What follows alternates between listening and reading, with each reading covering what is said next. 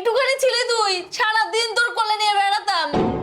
ছোটবেলাতে মানুষ করে বড় করে দিতে তো, ওই জন্য এখন আর এই বুড়ি চিনিস নে। যেখান থেকে তুই বিয়ে করেছিস সেখান থেকে সারাক্ষণ বোর পিছনে পড়ে থাকিস।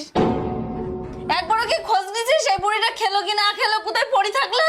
যেদিন আমি চলে যাবো সেদিন তুই বোর পিছনে পড়ে থাকবি।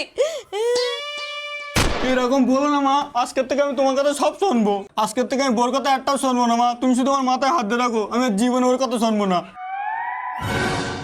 আজকের থেকে শুধু তোমারই সেবা করবো মা, আমি আর কারোর কথা শুনবো না। এই যে শুনছো, ভাতটা খেয়ে নাও। আমি খাবো না, তুমি যাও এখান থেকে।